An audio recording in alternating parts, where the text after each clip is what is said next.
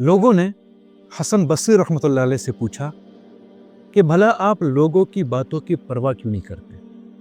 انہوں نے جواب دیا، جب لوگ اللہ سے راضی نہیں ہوئے تو بھلا وہ لوگ مجھ سے کیسے راضی ہوں گے؟ یہ ایک ناممکن بات ہے۔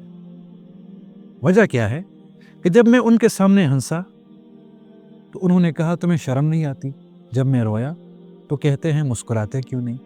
جب میں مسکرایا تو لوگوں نے کہا یہ دکھاوا ہے۔ جب میں سنجیدہ ہوا تو کہتے ہیں کہ یہ کوئی راز چھپا رہا ہے۔ جب میں ان کے سامنے بولا تو لوگوں نے کہا یہ بہت باتیں کرتا ہے۔ جب میں ان کے سامنے خاموش رہا تو کہتے ہیں یہ گونگا ہے۔ جب میں نے حلم اور بردباری سے کام لیا تو انہوں نے کہا یہ تو بزدل ہے، اگر طاقت رکھتا تو بدلہ لازمی لیتا۔ جب میں نے جرأت کا مظاہرہ کیا تو لوگوں نے کہا یہ تو بے وقوف اور نادان ہے، اگر سمجھدار ہوتا ایسا ہرگز نہ کھاتا۔ جب میں نے اختلاف کیا تو لوگوں نے کہا یہ ضدی اور ہٹ درم ہے، اور جب میں نے اتفاق کیا تو لوگوں نے کہا کہ یہ تو دوسروں کے پیچھے چلنے والا انسان ہے۔ تب میں نے یقین کر لیا کہ جو شخص لوگوں کو راضی کرنا چاہے اسے لازمی طور پر ہر حال میں مذمت کا سامنا کرنا پڑے گا۔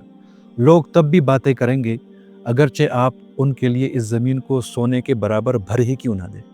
لوگوں کو راضی کرنا ایک ناممکن ہدف ہے، جبکہ اللہ کو راضی کرنا ایک ممکن ہدف ہے۔